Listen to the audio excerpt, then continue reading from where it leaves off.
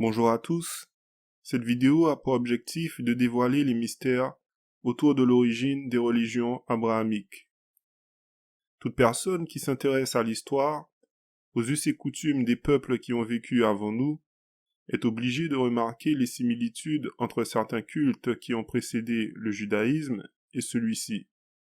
Est obligée de remarquer que ces similitudes sont trop prononcées pour être une simple coïncidence. Pour ces gens dont je fais partie, c'est évident que les évangiles, par exemple, sont des versions revisitées du mythe osirien. Aussi, quand on s'intéresse à l'étymologie d'Israël, on constate que le mot El est unanimement traduit par Dieu. Or, il s'agit d'une tromperie qui consiste à omettre l'identité du Dieu en question.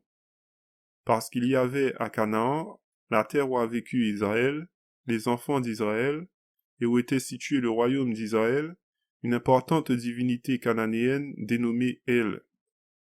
La définition correcte d'Israël ne peut qu'être que luttant avec El. D'autant plus que plusieurs personnages clés issus des récits bibliques ont pour nom une louange au dieu El, comme Samuel, Ismaël ou Gabriel. Surprenant. Pareillement, quand on cherche l'étymologie et l'emploi du terme Amen, on obtient le même genre de désinformation. Tout ça pour dissimuler qu'il s'agit d'une référence au dieu égyptien Amon. La divinité Yahvé était à l'origine vénérée par une population restreinte dénommée les Chassous. La position totalement arbitraire de l'Ancien Testament en faveur de Yahvé est un signe que les Chassous ont fait partie d'une classe privilégiée, dont les théologiens ont participé à la rédaction des textes bibliques, diffusant ainsi le culte de leur Dieu au détriment d'autres divinités locales comme Baal, qui est vilipendé dans la Bible. À titre de comparaison, le culte d'Amon s'est largement répandu en Égypte qu'à partir du règne des rois de Thèbes. Cela démontre également qu'Israël était une société polythéiste avec des groupes monothéistes. Tout le travail consiste à faire la part des choses entre les mythes et la réalité. Il existe une seule population dans l'histoire de l'Égypte antique qui peut être assimilée aux Hébreux. Il s'agit des Hyksos. Cette information provient d'un prêtre égyptien dénommé Manéthon, qui a rédigé un ouvrage sur l'histoire de l'Égypte antique, à l'époque des Grecs Lagides, et dont l'œuvre complète aurait été perdue. Ce qui en reste aujourd'hui sont des extraits cités par d'autres auteurs, dont Flavius Joseph, d'origine israélite, qui a vécu au 1er siècle de l'ère chrétienne et qui confirme que les Hyksos de Manéthon étaient bien ses ancêtres hébreux. Dans ce cas, une stèle du roi égyptien Kambouzé dévoile l'origine des Hébreux. Le roi Hyksos Apopi Ier y est qualifié de prince de Redjénou. Le Redjénou correspondait chez les Égyptiens à Canaan, et cela confirme que les Hébreux étaient d'origine cananéenne. Aucun peuple ne vient de nulle part. L'ambiguïté sur l'origine des Hébreux ne peut qu'être que le fruit d'une manœuvre destinée à créditer les mythes bibliques d'un peuple issu d'une sélection divine.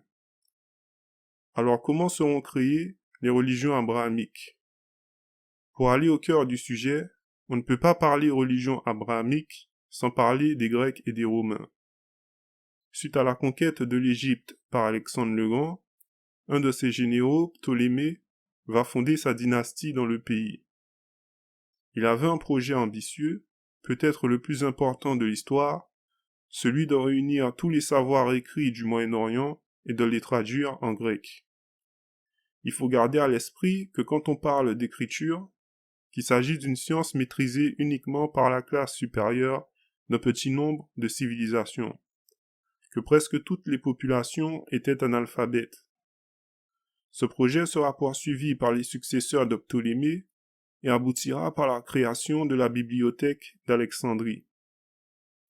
C'est ainsi, grâce à tout ce savoir à leur disposition, que les théologiens alexandriens deviendront les meilleurs dans leur domaine et vont syncrétiser les textes sacrés qu'ils considéraient comme les plus crédibles, principalement égyptiens et mésopotamiens, dans le but de créer une religion ultime.